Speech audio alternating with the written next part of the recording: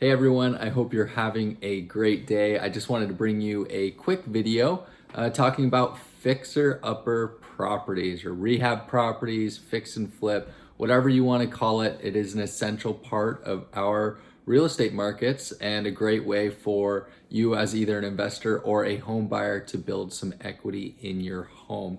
So let's get into it and let's talk about what a fixer-upper property is.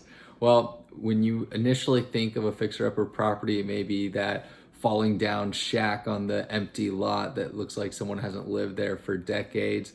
But in reality, a fixer-upper can be as little as needing to, give some exterior paint, replace some doors, do some new molding, new flooring. The extent of your rehab on the property doesn't need to be major for it to be a fixer-upper, but it can be. So a fixer-upper is a large scale depending on what you're willing to take on. However, the scale is pretty large and the range of these properties. The appeal of these properties appeal to investors and home buyers alike. An investor may look strictly at the numbers, looking at a profit margin, knowing contractors, and they may be super experienced at this. Or you may be a home buyer even looking to get into your first home, but build some equity. And we're going to talk through the pros and cons of buying a fixer-upper property today, and then also give you a few tips. Let's start with the advantages of a fixer-upper property.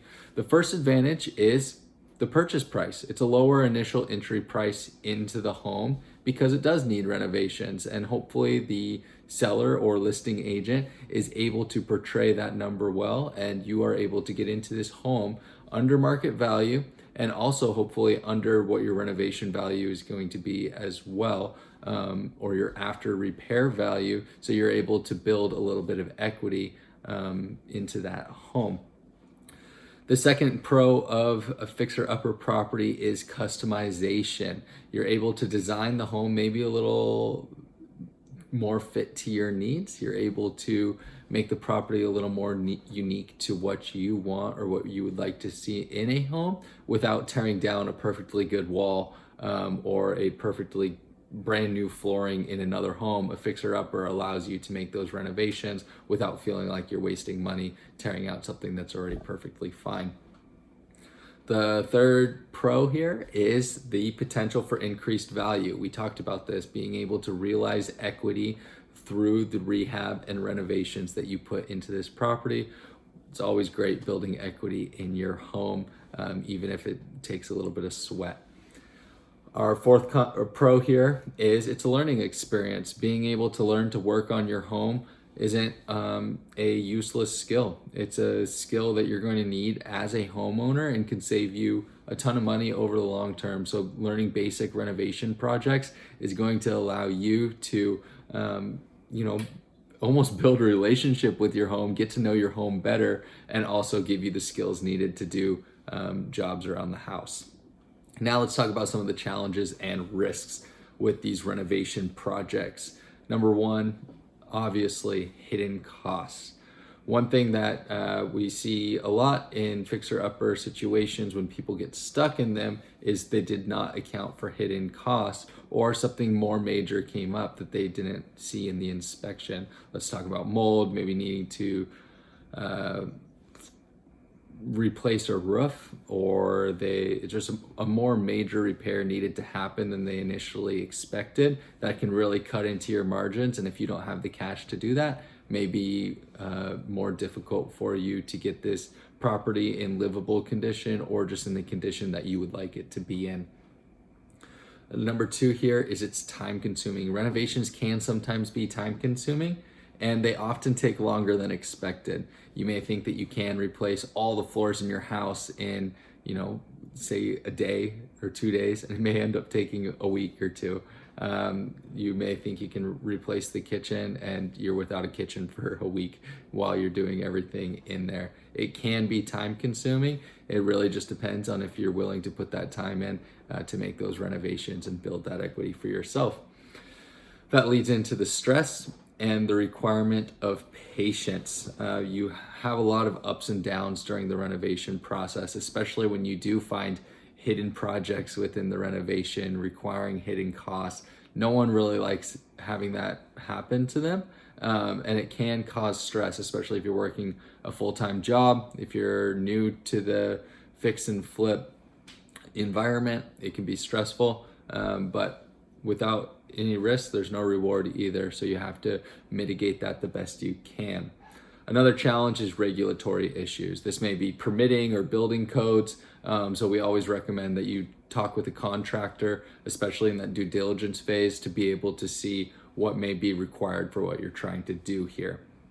So one other thing, challenge could be financing. If you're looking to finance this property, some properties are in such disrepair that it's cash only. Lenders won't finance on it, or you need hard money loans, or you need to have creative financing. That's something you can talk through with me or with your realtor to see what this may take. You can also talk with your mortgage lender to see what they require based on the certain loan program.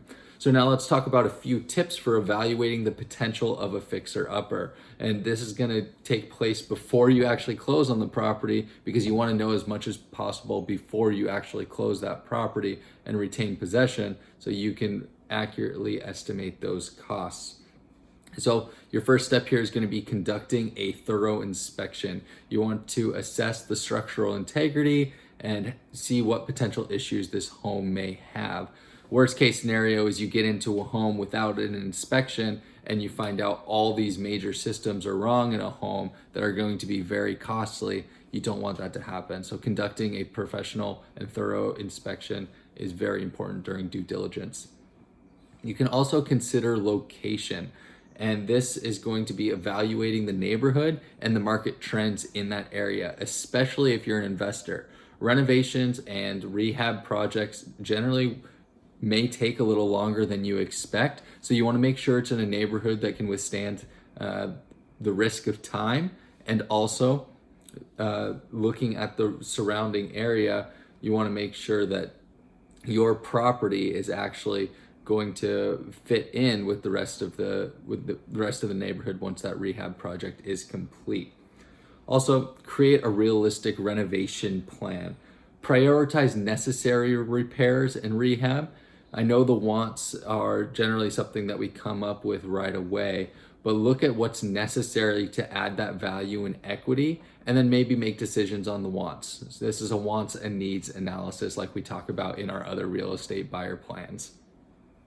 Lastly here, consult with professionals. Seek advice from contractors, from realtors, from inspectors. Having these people in your pocket and speaking into the project may make the difference between, missing a small thing, a relatively small thing on the inspection that actually turns out to be a costly repair once you close on the home. So by partnering with these people, you're able to just have as much information as possible while you're going through this project. So that's just a quick explanation of fixer-upper properties, a few tips, and going through some of the pros and cons. If you have any questions about what a fixer-upper property is, you want to see how you can get into a fixer-upper property or how you can start investing in fixer-upper properties, give me a call. I'd be happy to help and discuss your real estate potential. There's a lot of potential in the markets today, and finding under market value properties that you can maybe put a little bit of sweat into is a viable investment strategy for real estate. Give me a call and I'll talk to you soon.